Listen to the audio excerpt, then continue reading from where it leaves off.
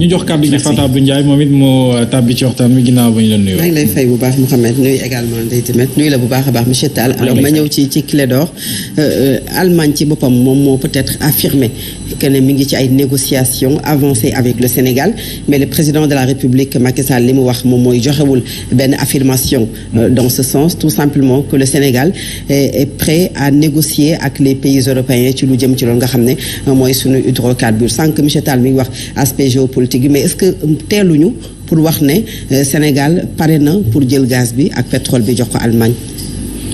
Non teelul parce que de toute façon si le président Macky Sall confirme qu'il négocie le gaz pour trouver une solution à l'Europe loolu mooy sujet bi ñëw na à son heure.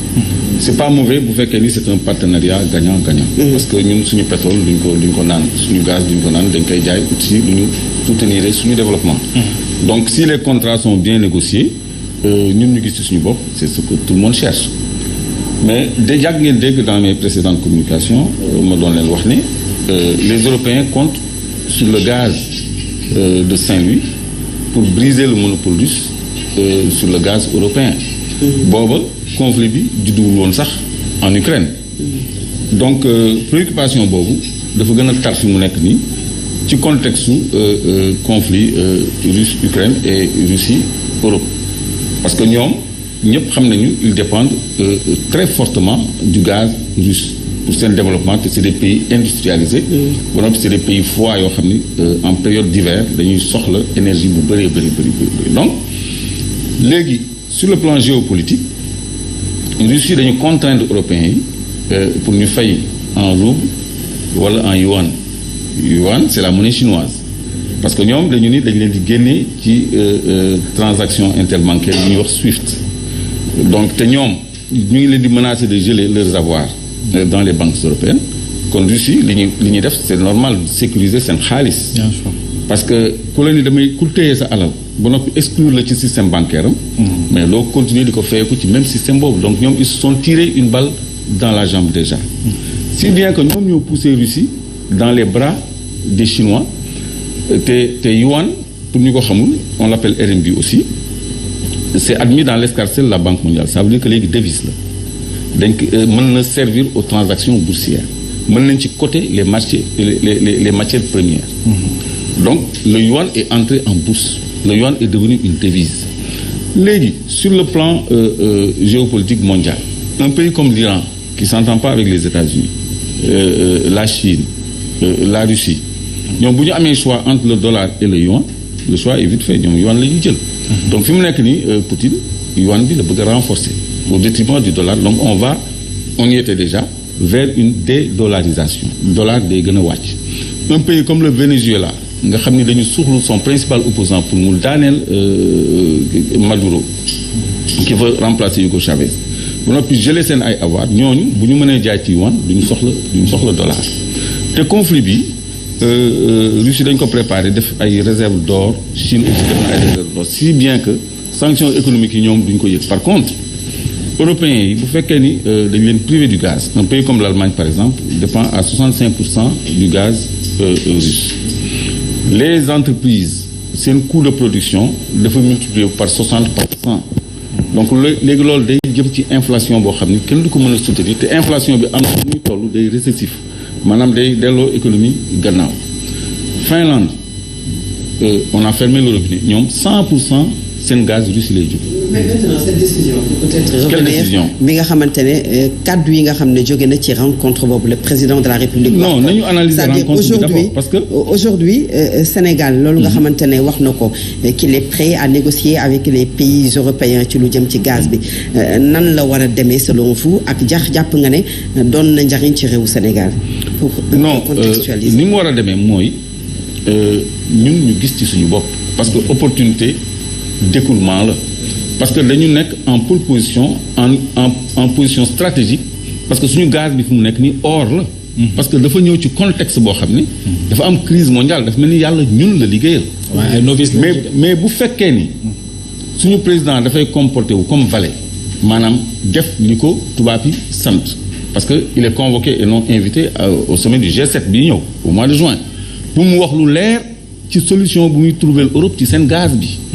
parce que Olaf Scholz bi mu jógee fii fan la dem Niger lu fa am uranium ñoom ils avaient renoncé au nucléaire après les incidents de Tchernobyl il y a quelques années il y a quelques décennies même donc écologistes allemands yi bannir le nucléaire ci seen source énergétique ñoom ils vont retourner au nucléaire parce que France loolu moo ko mettre à l'abri des sanctions liées au gaz russe France presque 30% lay jëlee Russie ci gaz donc li muy jëlee gaz Algérie ak centrale nucléaire yi nga xam ni mine uranium mu Niger yi ñoo koy alimenter en matière première moo tax France sonn ci lool donc Allemagne option dafa jëlaat une nouvelle politique énergétique basée sur le nucléaire et sur le gaz mais gaz bi dañu bëgg a diversifier sources yi parce que ils avaient d'abord compté sur le gaz de schiste américain parce que américains yi dañu am gaz de schiste bëggoon ko jaay Europe pour substituer aux Russes mais européens yi xam nañu gaz boobu arrangé wu leen parce que ça leur coûtera beaucoup plus cher que le gaz russe et ça leur coûtera beaucoup plus cher que le gaz de Saint-Louis ak Espagne sorewul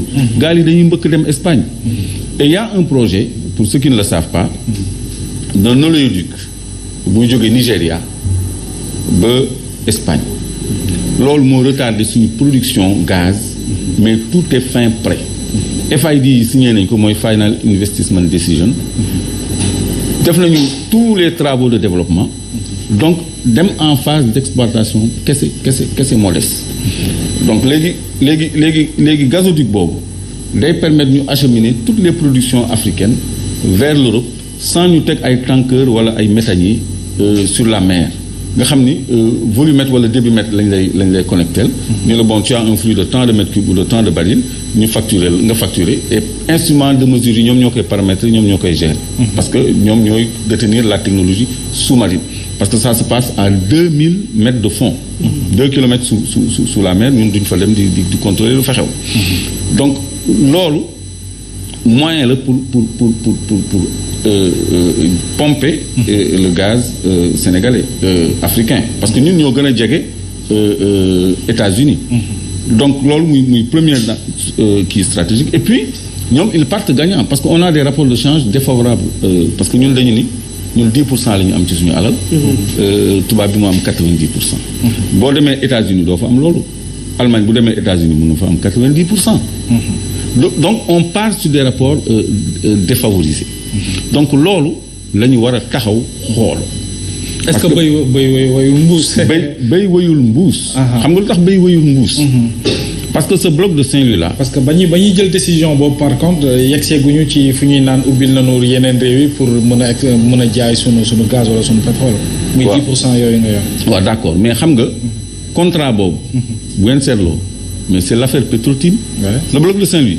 c'est Petro-Tim c'est un contrat boo xam ni dafa jalgati code pétrolier ba suñu corps de contrôle inspection générale d'État rapport numéro 92 ci ay conclusions recommandé au président mu rapporter ay décret parce que nee na décret yi baaxul parce que Petro-Tim warul mën a am licence te remplir les critères financiers et techniques donc qu'est-ce que ça veut dire que c'est un bloc contentieux donc changement de régime bu amee du contrat bu ñuy renégocier mais bu ñuy mettre devant la loi carrément casser ko purement et simplement parce que bëri na ci ay jalgati yu ci nekk yoo xam ni c'est pas un bon contrat kooku mooy première chose maintenant 10% yi ñu ci waroon am en réalité sont devenus 5% parce que dañu séddoo ak Mauritanie 10% kooku muy benn ça veut dire que sur 14 millions et demi de mètres cubes par jour nous on a 750 000 mètres cubes par jour mais c'est déjà bien pour nous mais ça aurait pu être mieux léegi nag loolu c'est conjoncturel c'est structurel plutôt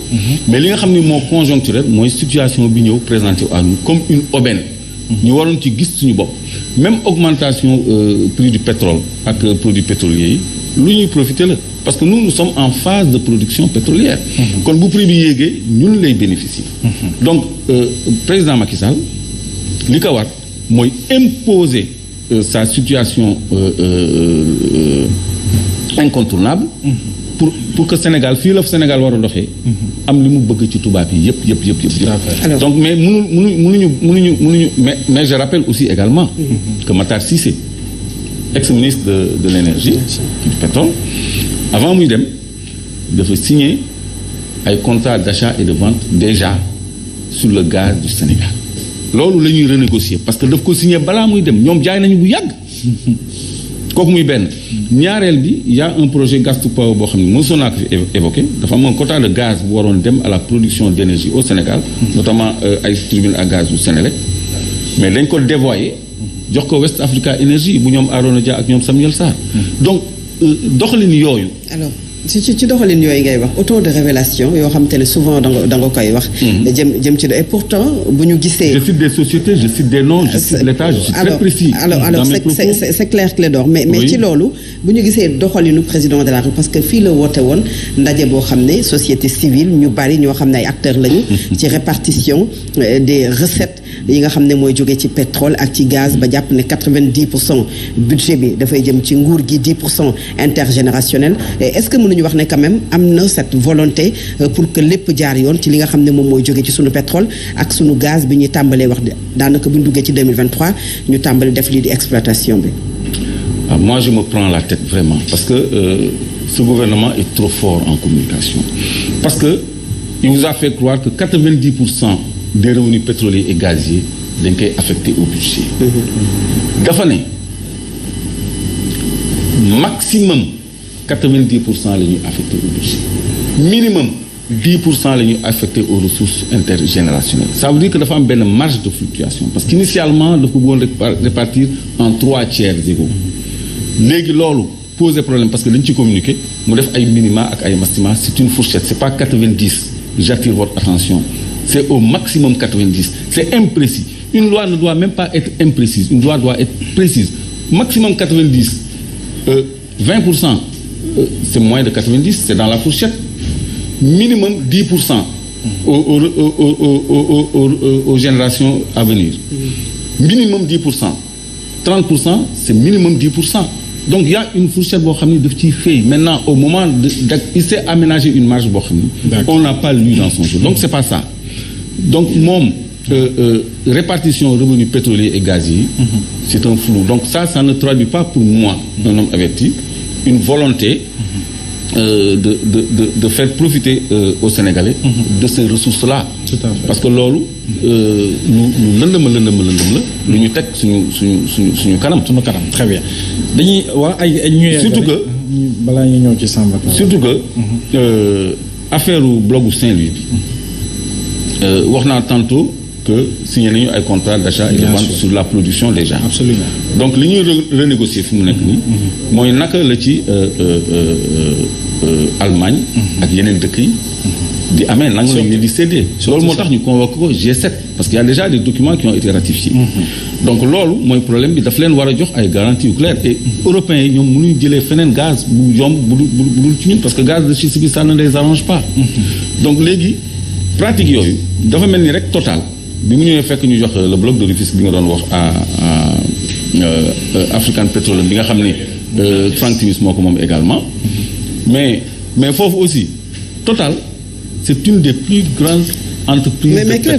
mais fan ngay teg suñu souveraineté boo dee wax naan dañu ko convoqué dafa war a joxe ay garanties alors que lii ñun ñoo ko moom en quelque sorte souveraineté et souvent da ngay def comme si maanaam ñun ñoo moom suñu alal ba pare dem di neexal ñi nga xamante ne tey ñoom ñoo ko war a jënd ci ñun est-ce que mën nañu comprendre loolu également ci un pays comme le Sénégal. c'est exactement ce qui se passe et c'est ce qui est incompréhensible et inadmissible parce que ñun ñoo détenir la ressource ñun ñoo détenir li ñoom ñu soxla donc ñoom li ñu soxla c'est comme si xoola poisson bi par exemple jën bi mais tout va en Europe pourtant am nañu jën ñun lekkatuñu jën bu baax mais ñoom dañuy daw ci Union européenne pour signer ay accord am ay milliards yu dugg seen poche mool yi daal di tumuranke ménage yi daal di tumuranke mais ñoom ñu dugal ci gafa état bi loo xam ne du ñu xam fu muy jaar donc c'est ça leur pratique man nga may ma rek ma terminer l'exemple parce que bon j'ai pas donné mon point de vue allez-y xam nga l'exemple du bloc de Rufisque Samba xam nga Total compagnie pétrolière bu mag la ci compagnie pétrolière yi gën a mag ci monde bi léegi télédétection la ñu nekk depuis jaww ji la ñuy xam li nekk ci suuf bloc Rufisque boobu bi mu koy jël dafa amoon ay études sismiques 3 dimensions ba pare sur 1800 kilomètres carrés Petrosen daf leen ko jaay kooku dañ ko bind ci rapport ITIE on a vendu à Total 1800 kilomètres carrés d'études sismiques 3 dimensions loolu mooy radiographie yi li nekk ci sous-sol marin bi. xam li fa nekk exactement xayma ko. ba noppi dafa mitoyen ak bloc bu Sangomar Jifeer bi nga xam ni dafa toog ci 5 milliards de barils de pétrole prouvé. de réserve ba ñoom ñu ngi nekk en phase de production. D'accord. Et c'est le même bassin sédimentaire. Donc bu ñu waxee ni def nañu benn pluie boo xam ne gisuñu fa dara. man mënuma dugal loolu sama bopp mënuma ko gëm. Un averti mënu ko gëm parce que géologiquement c'est impossible parce que bloc Jifeer Sangomar ils ont creusé 26 puits successful amul benn bu ci 26 puits yëpp sotti donc et puis Total n'a rien creusé. parce que ñoom bi ñu ko jaayee 2 mois après dañu jël 30% jaay ko Petronas. D'accord. Une compagnie malaisienne. kooku moo réalisé les engagements de travaux. Et pour terminer c'est grave ce qui se passe Samba tu es là. Ultra Deep Offshore tout à l'heure yaa ngi doon wax 9 blocs la n'est-ce pas 9 blocs yooyu ku ko moom Total moo ko moom 67 000 kilomètres carrés yooyu ñu jox Total 67 000 kilomètres carrés moom la Total morcelé en 9 blocs da koy jaay géeju Sénégal lañ ko jox léegi moom moo koy dagg di ko jaay loolu moo am Sénégal. C'était pas 9 blocs, c'était un seul bloc, Ultra Deep Offshore, un bloc la cartographie yi dafa changé on a tous les 2 cartes donc ñun. bu ñu deful ndànk. D'accord. li ñu am ci alal dañ koy brader. dañ koy brader parce que Allemagne. dafa nekk la phase visible de l'iceberg. Quand même. Mais européens yëpp ñoo nekk seen gannaaw. pour ñu am solution sur le gaz. Justement ci loolu la ngay interpellé juste une question avant may dem ci domaine parce que waxtu bi pratiquement jeex na xam naa am nga. quelques contributions. yoo bëgg a def mais li Fatou Abdou wax sànq les Sénégalais veulent être rassurés par rapport ak seen moomel seen ressource hydrocarbures ak surtout exploitation bi yan yoon la ñu war a jaar ba du ñu yegg si fi Clédor wax léegi daanale léegi que boo moytuwul mbir yi daal dañ koy brader noonu. am ci benn logique boo xam ne dañ bëgg a dem xam nga ñun dañu am loo xam ni yombul réew yi ko am